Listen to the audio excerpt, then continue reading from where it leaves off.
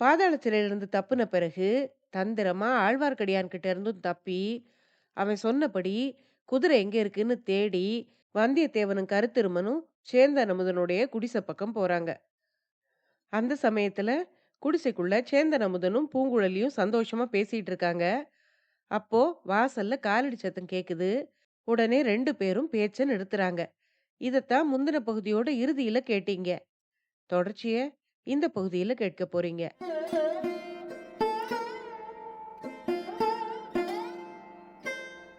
அனைவருக்கும் வணக்கம். நீங்கள் கேட்டுக்கொண்டிருப்பது கதை ரேடியோ தமிழ். அமரர் கல்கி அவர்கள் எழுதிய பொன்னியின் செல்வன் நாவலுடைய இறுதி பாகமான 5வது பாகத்தை கேட்டுட்டு இருக்கீங்க. இதுவரைக்கும் 60 அத்தியாயங்களை கேட்டிருக்கீங்க. தொடர்ச்சிய இந்த பகுதியில கேட்க போறீங்க. கதை ஆரம்பிக்கிறதுக்கு முன்னால சேனலுக்கு வந்திருக்கிற எல்லாருக்கும் என்னுடைய அன்பான வரவேற்புகள். இப்ப வாங்க கதைக்குள்ள போகலாம். அத்தியாயம் 61 நிச்சயதார்த்தம். வெளியில் காலடி சத்தம் கேட்டதும் பூங்குழலி அந்த சிறு குடிசையின் வாயில் கதவை நோக்கி போனாள். அவள் தன்னை விட்டுவிட்டு அடியோடு போய்விடப் போகிறாள் என்று சேந்தன் அமுதன் எண்ணி பெருமூச்சு விட்டான். அப்படி அவள் வாசல்படி வழியாக வெளியேறும்போது தன்னுடைய உயிரும் உடலை விட்டு வெளியேறிவிடும் என்று கருதினான். பூங்குழலி கதவை சற்று திறந்து பார்த்துவிட்டு மறுபடியும் கதவை அடைத்து தாளிட்டதை சேந்தன் அமுதன் பார்த்தான். அவள் திரும்பி தன் அருகில் வந்ததும், பூங்குழலி, கதவை ஏன் சாத்தினாய்? யார் வந்தார்கள்? ஒருவேளை அம்மாதானோ என்னவோ என்றான் அவன். யாராயிருந்தாலும் சிறிது நேரம் காத்திருக்கட்டும். நம்முடைய பேச்சு முடியும் வரையில் வெளியில் இருக்கட்டும். ராஜாவும் ராணியும் அந்தரங்கமாக பேசிக் கொண்டிருக்கும் போது குறுக்கே வந்து யாரும் தடை செய்யக்கூடாது அல்லவா என்று கேட்டாள் பூங்குழலி. ராஜாவா? யார் ராஜா, யார் ராணி என்று தடுமாறினான் அமுதன். நீ ராஜா, நான் ராணி. இத்தனை நேரம் நான் சொன்னதெல்லாம் உன் மனதில் ஏறவே இல்லையா என்று கேட்டாள் பூங்குழலி. இல்லை பூங்குழலி, எனக்கு நீ போதனை செய்ததில் சிறிதும் பலனில்லை என்றுதான் நான் சொன்னேனே. உன்னுடைய உள்ளப்போக்கும் என்னுடைய உள்ளப்போக்கும் முற்றும் மாறானவை. அவை ஒத்து வராது என்றான் அமுதன். உன்னால் முடியாவிட்டால் என்னால் முடியும் அமுதா. நான் தீர்மானம் செய்துவிட்டேன். அரசகுமாரனை கல்யாணம் செய்து கொண்டு அரியாசனம் ஏறும் எண்ணத்தை விட்டுவிட்டேன். அரண்மனை வாழ்வையும் அரச போகத்தையும் காட்டிலும் உன்னுடைய அன்பு எனக்கு கோடி மடங்கு பெரிது. நீ என் வழிக்கு வர மறுப்பதால் நான் உன்னுடைய வழிக்கு வருவேன். உன்னையே மணந்து கொள்வேன் என்று பூங்குழலி கூறியதும் சேந்தன் அமுதன் பரவச நிலையை அடைந்தான். பூங்குழலி, எனக்கு இப்போது ஜுரம் அடிக்கவில்லையே. நான் கனவு ஏதும் காணவில்லையே. இப்போது நீ சொன்ன வார்த்தைகள் என் காதில் தவறாக விழவில்லையே என்று பரபரப்புடன் கேட்டான். இல்லை அமுதா, நான் இன்னொரு தடவை சொல்கிறேன் கேள். நீ என் வழிக்கு வர மறுப்பதால் நான் உன்னுடைய வழிக்கு வர தீர்மானித்து விட்டேன். உன்னையே மணந்து கொள்வேன்.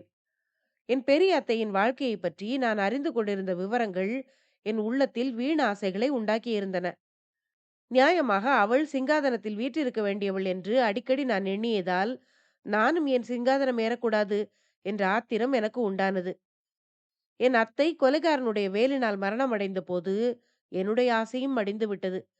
அரண்மனையில் வாழ்கிறவர்கள் படும் அவதிகளையும் வேதனைகளையும் நான் அறிந்து கொண்டேன். அலைக்கடலில் படகு ஓட்டிக்கொண்டு ஆனந்தமாக கழிக்கும் வாழ்க்கைக்கு அரண்மனை வாழ்வு ஒரு நாளும் ஈடாகாது என்று அறிந்தேன். அமுதா, உனக்கு உடம்பு சரியானதும் நாம் இருவரும் கோடிக்கரை செல்வோம். அங்கே காட்டுக்கு நடுவில் தனியாக இருக்கும் குழகர் கோவிலுக்கு நாம் புஷ்ப திருப்பணி செய்வோம். சில சமயம் படகில் ஏறி கடலில் செல்வோம். ஈழ நாட்டின் ஓரத்தில் இனிய தீவுகள் எத்தனையோ இருக்கின்றன. அந்த தீவுகளில் ஒன்றில் சில சமயம் போய் இறங்குவோம். அங்கே நீ ராஜாவாகவும் நான் ராணியாகவும் இருப்போம். அந்த ராஜ்யத்துக்கு யாரும் போட்டிக்கு வரமாட்டார்கள் அமுதா. இதற்கெல்லாம் உனக்கு ஒன்றும் ஆட்சேபம் இல்லையே என்று கேட்டாள் பூங்குழலி. பூங்குழலி, நீ உண்மையாகத்தானே சொல்லுகிறாய்? நாம் எப்போது கோடிக்கரைக்கு புறப்படலாம் என்று கேட்டான் அமுதன். உனக்கு உடம்பு சரியானதும் புறப்படலாம் என்றாள் பூங்குழலி. எனக்கு இப்போதே உடம்பு சரியாகிவிட்டது பூங்குழலி. நான் இப்போதே எழுந்து நடக்கிறேன் பார் என்று கூறிவிட்டு சேந்தன் அமுதன் எழுந்திருக்க முயன்றான். பூங்குழலி அவனுடைய கையை பிடித்து எழுந்திருக்காமல் தடுத்து, வேண்டாம் அமுதா, இன்று ஒரு நாள் மட்டும் பொறுத்துக்கொள் என்றாள். அப்போது வாசல் கதவை யாரோ லேசாக தட்டும் சத்தம் கேட்டது. அம்மா தான் கதவை தட்டுகிறாள். திறந்து விடு. அம்மாவிடம் இந்த சந்தோஷ சமாச்சாரத்தை சொல்லுவோம் என்றான் அமுதன். பூங்குழலி போய் கதவை திறந்தாள். வாசலில் கண்ட காட்சி அவளை வியப்புறச் செய்தது. வாசலில் அரண்மனை சேவகன் ஒருவன் ஒதுங்கி நின்று கொண்டிருந்தான். அப்பால் செம்பியன் மாதேவியும் இளவரசர் மதுராந்தகரும் நின்றார்கள். உடனே பூங்குழலி செம்பியன் மாதேவியின் முன்னால் தலை வணங்கி கும்பிட்டு, தாயே வரவேண்டும் என்றாள். உன் அத்தை மகனுக்கு உடம்பு எப்படி இருக்கிறது பூங்குழலி? வாணியம்மையை எங்கே என்று கேட்டுக்கொண்டே மழவரையன் மகளாகிய முதிய எம்பெருமாட்டி அந்த குடிசைக்குள்ளே பிரவேசித்தாள். மதுராந்தகன் வெளியே நின்றான். அவனுடைய குரோதம் ததும்பிய கண்கள் ஆர்வத்துடன் குடிசைக்குள்ளே நோக்கின. வருகிறவர் சிவபக்த சிரோமணியும் தங்களுக்கு மானியம் அளித்து காப்பாற்றி வருகிறவருமான செம்பியன் மாதேவி என்று தெரிந்ததும் சேந்தன் அமுதனும் எழுந்தான். தாயே, நல்ல சமயத்தில் வந்தீர்கள். முதல் முதல் சந்தோஷமான செய்தியை தங்களிடம் தெரிவித்த ஆசி பெறும் பாக்கியம் எங்களுக்கு கிட்டியிருக்கிறது. இன்னும் என் அன்னைக்கு கூட இதை சொல்லவில்லை. அன்னையே, இத்தனை காலம் கழித்து பூங்குழலி மனமிறங்கி என்னை திருமணம் புரிந்து கொள்ள இசைந்திருக்கிறாள். தாங்கள்தான் கூட இருந்து எங்கள் திருமணத்தை நடத்தி வைக்க வேண்டும். நாங்கள் திருமணம் செய்து கொண்ட பிறகு கோடிக்கரை குழகர் கோயிலுக்கு போய் அங்கே பூமாலை கைங்கரியம் செய்ய எண்ணி இருக்கிறோம் என்றான். அதை கேட்டு செம்பியன் மாதேவியின் முகத்தோற்றம் மகிழ்ச்சி அடைந்ததா அல்லது கலக்கம் அடைந்ததா என்று தெரிந்து கொள்ள முடியாமல் இருந்தது. அவருடைய இதழ்களில் மகிழ்ச்சி புன்னகை தோன்றியது. ஆனால் கண்களிலோ கண்ணீர் ததும்பி நின்றது. அமுதனும் பூங்குழலியும் அவர் முன்னால் வணங்கிய போது மாதரசி தழுதழுத்த குரலில், குழந்தைகளே, இறைவன் அருளால் உங்கள் இல்வாழ்க்கை இன்பமயமாக இருக்கட்டும் என்று ஆசி கூறினார். அச்சமயம் வாணியம்மை அங்கு வந்து சேர்ந்தாள். அவளிடம் செம்பியன் மாதேவி சைகையினால் அமுதனுடைய உடம்பை பற்றி தெரிந்து கொள்ள வந்ததாகவும், வந்த இடத்தில் அவர்களுக்கு திருமணம் நடக்கப் போகிற செய்தியை அறிந்து மகிழ்ச்சி அடைந்ததாகவும் தெரிவித்தார். அச்சமயம் வாணியம்மையின் முகபாவமும் கலக்கத்தையும் களிப்பையும் ஒருங்கே காட்டுவதாய் இருந்தது. மேலும் சிறிது நேரம் சேந்தன் அமுதனுடனும் பூங்குழலியுடனும் பேசிக் கொண்டிருந்த பிறகு செம்பியன் மாதேவி வெளிக்கிளம்பினார். அவரும் மதுராந்தகனும் பல்லக்குகள் இறக்கி வைக்கப்பட்டிருந்த இடத்துக்கு போனார்கள். வழியில் ஒரு மரத்தடியில் முதிய பிராட்டியார் நின்று சுற்றுமுற்றும் பார்த்தார். அருகில் ஒருவரும் இல்லை என்பதை கண்ட பிறகு மதுராந்தகனை நோக்கி, பார்த்தாயா மதுராந்தகா, என்னுடைய வயிற்றில் 10 மாதம் சுமந்து பெற்றெடுத்த மகன் அதோ அந்த குடிசையில் வாழும் சேந்தன் அமுதன். அவன் 5 வயதாயிருந்த போதே எனக்கு இந்த செய்தி தெரிந்து விட்டது. அவன் 8 நாள் குழந்தையாயிருந்த போது மூச்சு பேச்சற்று கிடந்ததை பார்த்து இறந்து விட்டதாக நான் எண்ணினேன். பிள்ளை பாசத்தினால் உன்னை என் குழந்தையாக ஏற்றுக்கொண்டு இவனை கொண்டு போய் புதைத்து விடச் சொன்னேன். இவனை எடுத்து போன வாணி வெகு காலம் திரும்பி வரவே இல்லை. 5 ஆண்டுகள் கழிந்த பிறகு இவளையும் இந்த பிள்ளையையும் பார்த்ததும் உண்மையை தெரிந்து கொண்டேன். ஆனாலும் உன்னை நான் கைவிடவில்லை. அவன் என் வயிற்றில் பிறந்த மகன் என்பதற்காக அவனை அரண்மனைக்கு வரவழைத்துக் கொள்ளவும் இல்லை. உன்னை என் வயிற்றில் பிறந்த மகனை காட்டிலும் பல மடங்கு அருமையாக வளர்த்து வந்தேன். அதற்காகவெல்லாம் எனக்கு நீ இந்த வரத்தை கொடு. சோழ சிங்காதனம் வேண்டாம் என்று சொல்லிவிடு. நீ சிங்காதனம் ஏறுவதற்கு கூட நான் ஆட்சேபிக்க மாட்டேன். ஆனால் உன் வம்சத்தில் பிறக்கும் பிள்ளைகள் ஊமையாக இருந்துவிட்டால் என்ன செய்கிறது என்றுதான் அஞ்சுகிறேன் என்றார். இவ்விதம் செம்பியன் மாதேவி கூறி வந்தபோது மதுராந்தகனுடைய முகம் பேயடித்த முகமாக காணப்பட்டது. அவன் மனம் செய்து கொண்டிருந்த சின்ன பழுவேட்டரையரின் மகளுக்கு ஒரு பெண் குழந்தை பிறந்திருந்தது. அதற்கு 2 பிராயமாகியும் இன்னும் பேசத் தொடங்கவில்லை என்பது அவனுடைய நினைவுக்கு வந்தது. பிரம்மை பிடித்து மரத்தோடு மரமாக நின்ற மதுராந்தகனை பார்த்து அவனை வளர்த்த தாயாகிய மாதரசி, குழந்தாய், ஏன் இப்படியே நின்று விட்டாய்? வா போகலாம். அரண்மனைக்கு போய் நன்றாக யோசித்து நாளைக்கு பதில் சொல்லு என்றாள். மதுராந்தகன் தட்டு தடுமாறி, தாயே, யோசிப்பதற்கு இனி எதுவும் இல்லை. தாங்கள் போங்கள். என்னுடைய இடத்தில் அரண்மனையில் வளர்ந்திருக்க வேண்டிய தங்கள் குமாரனிடம் சிறிது நேரம் நான் பேசிவிட்டு வருகிறேன் என்று கூறினான். செம்பியன் மாதேவி பல்லக்கை நோக்கி நடந்தார். மதுராந்தகனுடைய முகம் முன்னை விட கோபமும் பயங்கரமுமாக மாறியதை அப்பெருமாட்டி கவனிக்காமலே அங்கிருந்து சென்று விட்டார்.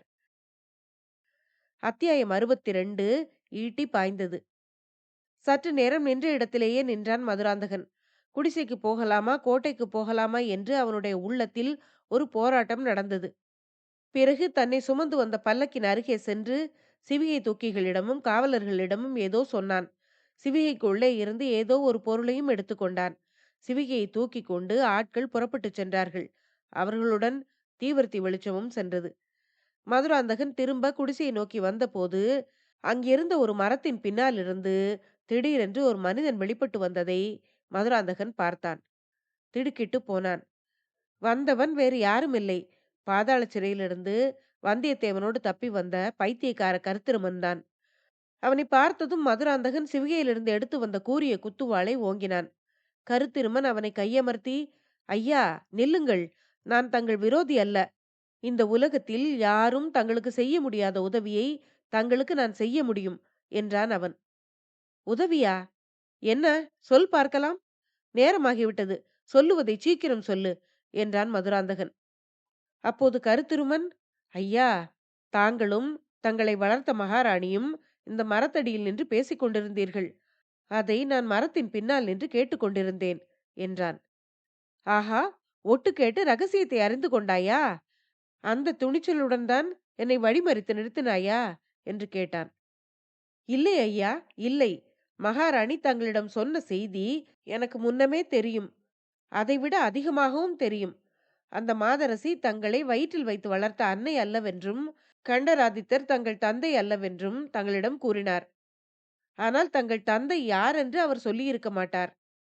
மதுராந்தகன் கருத்திருமனை வெறித்து நோக்கி, உனக்கு அது தெரியுமா என்று கேட்டான்.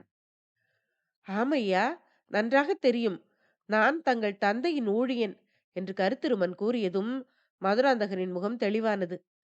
கருத்திருமன் சற்று அருகில் நடந்து வந்து, ஐயா, தங்கள் தந்தை என்று மெல்லிய குரலில் கூறினான். அவன் கூறியதை கேட்டதும் மதுராந்தகனுடைய தலை சுற்றியது. கீழே விழப் பார்த்தவன் சமாளித்துக் கொண்டு கருத்திருமனுடைய புஜங்களை உறுதியாக பற்றிக்கொண்டு, நீ கூறியது உண்மைதானா? உண்மையாகவே நான் ராஜகுமாரன் தானா என்று கேட்டான். ஆமையா, தங்களிடம் இதை சொல்லுவதற்காகவே பல வருஷங்களுக்கு முன்பு நான் இங்கு வந்தேன். தங்களை அந்தரங்கமாக பார்த்து போவதற்கு சமயம் நோக்கிக் கொண்டிருந்தேன். அப்போது துரதிருஷ்டவசமாக சின்ன பழுவேட்டரையர் என்னை அரண்மனை தோட்டத்தில் பார்த்து விட்டார். பிடித்து பாதாள சிறையில் போட்டுவிட்டார். இன்றைக்குத்தான் நான் வந்தியத்தேவன் எனும் வாலிபன் ஒருவனுடைய உதவியினால் தப்பித்து வெளியே வந்தேன். கருத்திருமன் இப்படி கூறியதும், ஆஹா, நானும் கேள்விப்பட்டேன். கரிகாலரை கொன்றதாக குற்றம் சாட்டப்பட்டவன் தானே என்று கேட்டார். ஆமையா, ஆனால் உண்மையில் ஆதித்த கரிகாலரை கொன்றவன் அந்த வாலிபன் அல்ல என்று கருத்திருமன் கூறியதும், அதை பற்றி நமக்கு என்ன கவலை? அவன் கொன்றவனாகவேதான் இருக்கட்டுமே. இப்போது எங்கே அவன் என்று மதுராந்தகன் கேட்டான். அவன் சற்று தூரத்தில் தெரியும் வேலியின் மறைவில் இருக்கிறான். எனக்கும் அவனுக்கும் 2 குதிரைகளுடன் காத்திருக்கிறான். நாங்கள் புறப்பட எண்ணிய போதுதான் தற்செயலாக நான் தங்களை பார்த்தேன் என்று கருத்திருமன் கூறினான். சரி, இனிமேல் நீ என்ன செய்ய போகிறாய் என்று மதுராந்தகன் கேட்டதும், தாங்கள் எவ்விதம் சொல்லுகிறீர்களோ அவ்விதம் செய்கிறேன் ஐயா. தங்கள் பிறப்பை குறித்த உண்மையை அறிந்த பிறகும் தாங்கள் தஞ்சை அரண்மனைக்கு திரும்பி போகப் போகிறீர்களா? ஒன்று ஞாபகம் வைத்துக் கொள்ளுங்கள். தாங்கள் சோழ குலத்தைச் சேர்ந்த இளவரசர் இல்லை என்பது இன்னும் சிலருக்கும் தெரியும். முதல் மந்திரிக்கும் அவருடைய ஒற்றன் ஆழ்வார்க்கடியான் என்பவனுக்கும் தெரியும். ஆமாம், ஆமாம். தஞ்சை அரண்மனைக்கு போக எனக்கும் விருப்பமில்லைதான். நீ என்ன யோசனை சொல்லுகிறாய் என்று மதுராந்தகன் கருத்திருமனை பார்த்து கேட்டான். அந்த வேலி மறைவில் 2 குதிரைகள் இருக்கின்றன. தாங்கள் குடிசைக்குள் போவது போல் போய்விட்டு அந்த வேலி பக்கம் வாருங்கள். நான் வந்தியத்தேவனுடன் சிறிது பேசி காலம் தாழ்த்தி கொண்டிருக்கிறேன். தங்கள் கையில் உள்ள வாளை அவன் மீது எறிந்து கொன்று விடுங்கள். 2 குதிரைகள் மீது நாம் இருவரும் ஏறி போய்விடுவோம். கோடிக்கரை சென்று இலங்கைக்கு போவோம். இலங்கை அரசர் சோழ குலத்தின் பகைவர். பாண்டிய குலத்துக்கு பரம்பரை சிநேகிதர். நான் இலங்கை மன்னரை நன்கு அறிவேன். பாண்டிய குலத்தின் மணிமகுடமும் ரத்தினஹாரமும் இருக்கும் இடமும் எனக்கு தெரியும். என்ன சொல்லுகிறீர்கள் என்று கேட்டான் கருத்திருமன். மதுராந்தகன் சிறிது நேரம் யோசனை செய்தான். அவனுடைய உள்ளம் அந்த சில வினாடிகளில் எத்தனையோ கோட்டைகள் கட்டியது. ஐயா, நேரம் போகிறது. தங்கள் முடிவு என்ன? வந்தியத்தேவன் இனி இங்கே வந்து விடுவான் என்று கருத்திருமன் கூறியதும், அவனை கொல்ல வேண்டாம். வந்தியத்தேவனை பற்றி எனக்கு தெரியும். அவன் நல்ல வீரன். அவனையும் நம்முடன் அழைத்து கொண்டு போகலாமே என்றான் மதுராந்தகன். அழைத்து போகலாம் ஐயா. ஆனால் இன்னொரு குதிரை? குதிரைக்கு என்ன குறைவு? நான் இன்னமும் பட்டத்து இளவரசன் மதுராந்தகன் தானே என்று கூறிவிட்டு கோப சிரிப்பு சிரித்தான்.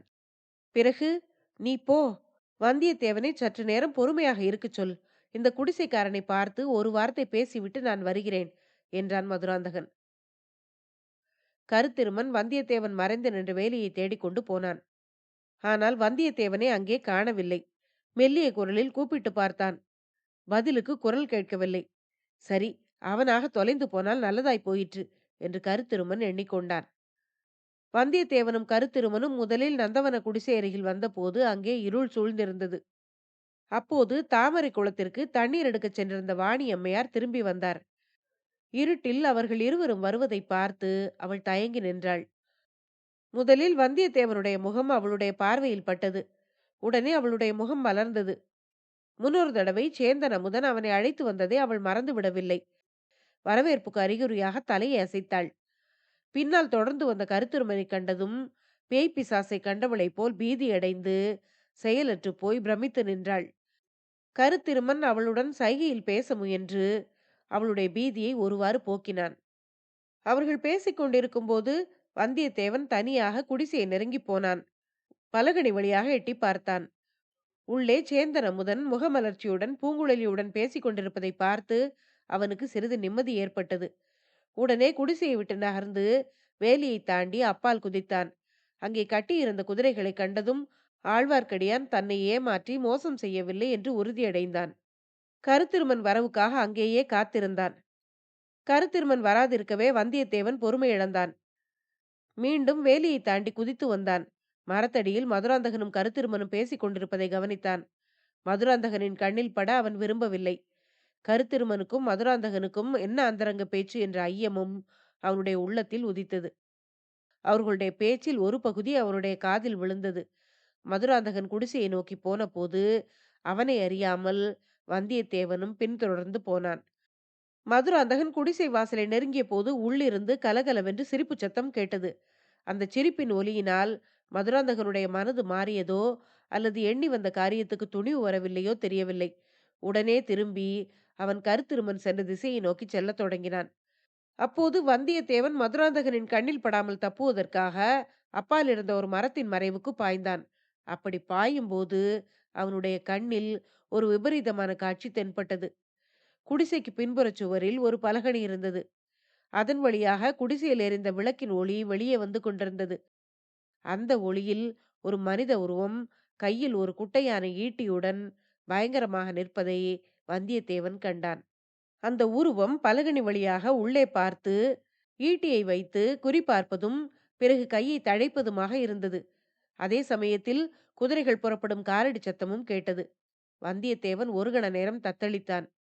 குதிரைகள் இரண்டும் போய்விட்டால் அவன் தப்பிச் செல்வது முடியாத காரியமாகிவிடும். அவனுடைய தத்தளிப்பு ஒரு நிமிட நேரத்துக்கு மேல் நீடிக்கவில்லை.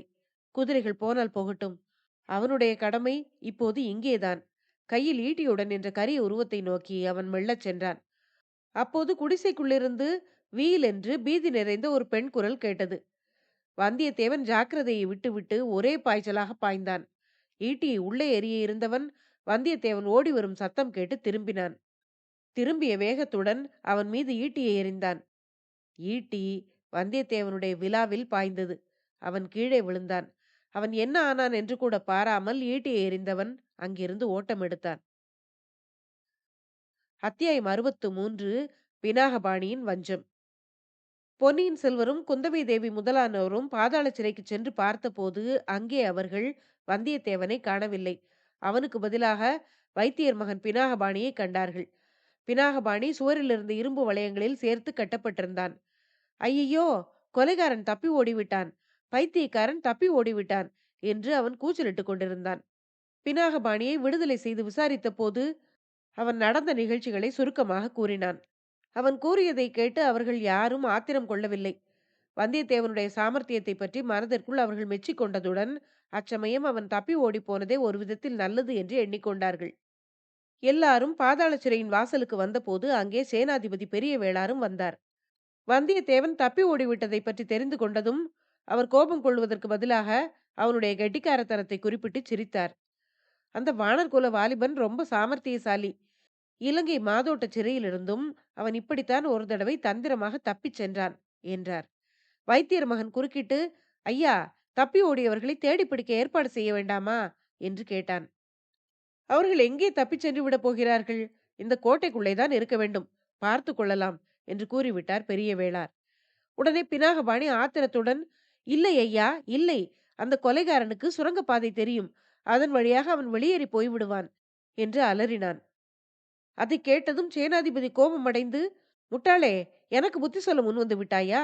அவன் தப்பி செல்வதற்கு நீதானே காரணம். வேண்டுமென்றே அவர்களுடன் சேர்ந்து சூழ்ச்சி செய்தாயோ என்னவோ? இவனை பிடித்து மறுபடியும் பாதாள சிறையிலே போடுங்கள் என்று பக்கத்தில் நின்ற வீரர்களை பார்த்து கூறினார். அதைக் கேட்டு பினாகபாணி நடுங்கிப் போனான். ஐயா, சத்தியமாக நான் அவர்களுடைய சூழ்ச்சியில் சேர்ந்தவர் இல்லை.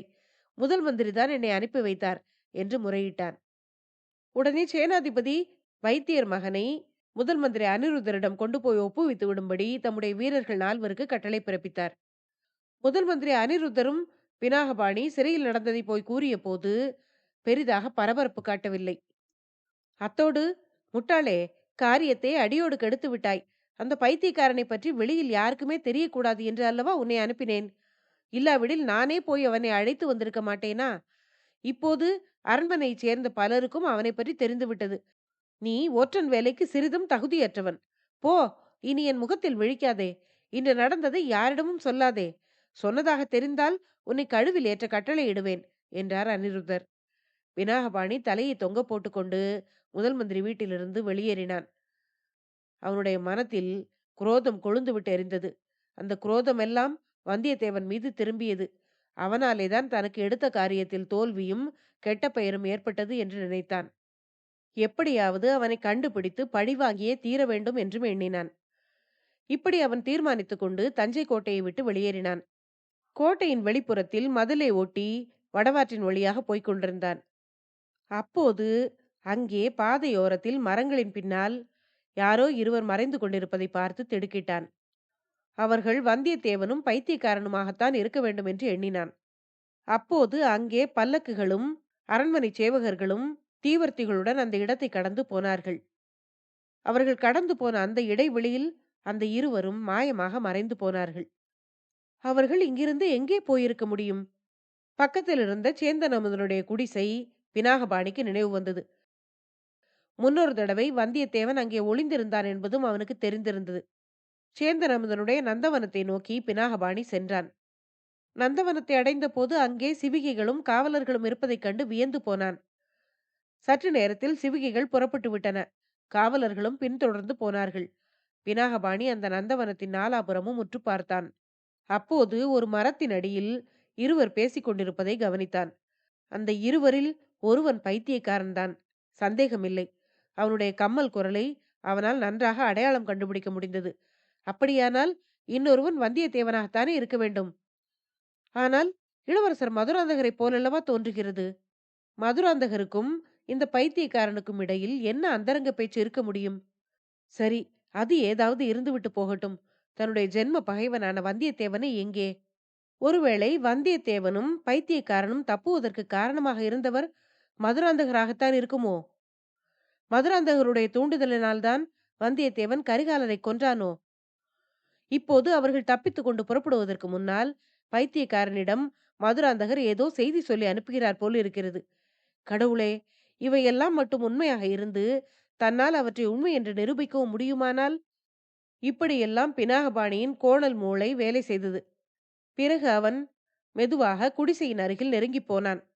அங்கே சேந்தன் அமுதனும் பூங்குழலியும் மகிழ்ச்சி ததும்பிய முகங்களுடன் சல்லாபமாக பேசிக் கொண்டிருப்பதை பினாகபாணி பார்த்தான்.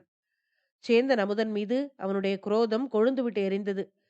இன்னும் சிறிது அருகில் சென்று அவர்கள் பேச்சை ஒட்டு கேட்டான். கல்யாணம் செய்து கொண்டு கோடிக்கரை செல்லுவது பற்றிய அவர்களுடைய பேச்சு அவனுடைய காதில் விழுந்தது. போயும் போயும் அந்த ஊமை பூக்காரின் மகனா பூங்குழலியை அடையப் போகிறான்? இந்த எண்ணத்தை பினாகபாணியால் சகிக்க முடியவில்லை. வந்தியத்தேவனையும் பைத்தியக்காரனையும் அவர்களை பிடிக்கும் உத்தேசத்தையும் அச்சமயம் அடியோடு மறந்து விட்டான் அவன். முதலில் சேந்தன் அமுதனை இந்த மண்ணுலகத்திலிருந்து அனுப்பிவிட வேண்டும். மற்ற காரியங்களையெல்லாம் பிற்பாடு பார்த்து கொள்ளலாம் என்று நினைத்தான் அவன். இவ்விதம் முடிவு செய்து கொண்டு பலகணிக்கு வெளியே சற்று ஓரமாக நின்று குத்தீட்டியை சேந்தன் அமுதன் மேல் எறிய குறிப்பார்த்தான். தற்செயலாக அந்த ஈட்டியையும் அதை ஏந்திய கையையும் மட்டும் பார்த்துவிட்ட பூங்குழலி வீல் என்று கூச்சலிட்டாள். உடனே சேந்தன் அமுதனும் பலகணி பக்கம் திரும்பி பார்த்தான். அவனுடைய மார்பின் மேல் ஈட்டியை எறிய ஓங்கிய போது பின்னால் தடதடவென்று காலடி சத்தம் கேட்டது. திரும்பி பார்த்தபோது ஒரு ஆள் வெகு சமீபத்தில் வந்துவிட்டான். இருளில் அவன் யார் என்று தெரியவில்லை. யாராயிருந்தாலும் சரி, தன்னுடைய உத்தேசத்தை தெரிந்து கொண்டு தன்னை பிடிப்பதற்கே ஓடி வருகிறான். சேந்தன் அமுதன் மீது எறிவதற்கு ஓங்கிய ஈட்டியை ஓடி வந்தவன் மீது பினாகபாணி செலுத்தினான். உடனே வந்தவன் கீழே விழுந்தான். அதே சமயத்தில் 2 குதிரைகள் புறப்பட்ட சத்தம் கேட்டது. அவர்கள் வந்தியத்தேவனும் பைத்தியக்காரனாகவும் இருக்க வேண்டும். அப்படியென்றால் இருட்டில் தன்னை தடுக்க வந்து தன்னுடைய ஈட்டிக்கு இரையானது மதுராந்தகராய் இருக்கக்கூடுமோ? இப்படி எண்ணியதும் பினாகபாணியின் உள்ளத்தில் பயம் தோன்றியது. அதே சமயத்தில் குடிசைக்குள்ளே இருந்து ஆஹா ஐயோ என்ற குரல்கள் எழுந்தன. கதவை திறந்து கொண்டு வெளியில் யாரோ வரும் சத்தமும் கேட்டது. பினாகபாணி உடனே அங்கிருந்து ஓட்டம் பிடித்தான். தலைகால் தெரியாமல் விழுந்தடித்து ஓடினான். சில கண நேரத்துக்கெல்லாம் பூங்குழலியும் சேந்தன் அமுதனும் விளக்குடன் வெளியில் வந்தார்கள். வந்தியத்தேவன் ஈட்டியால் குத்தப்பட்டு இரத்த வெள்ளத்தில் விழுந்து கிடப்பதைக் கண்டார்கள். அவர்கள் அடைந்த பயங்கரத்தையும் துயரத்தையும் சொல்லி முடியாது. மிக்க பரிவுடன் அவனை இருவரும் பிடித்து தூக்கி கொண்டு போய் குடிசைக்குள் சேர்த்தார்கள். அவன் இறந்து விடவில்லை என்று அறிந்து சிறிது ஆறுதல் பெற்றார்கள். வாணியம்மை முன்னொரு தடவை கந்தமாறனுக்கு செய்த பச்சிலை வைத்தியத்தை இன்று காயம்பட்ட வந்தியத்தேவனுக்கு செய்யும்படி நேர்ந்தது. அத்தியாயம் 63 முடிவடைந்தது. அடுத்த பகுதியில அடுத்து வரும் அத்தியாயங்களை கேட்கலாம். நன்றி.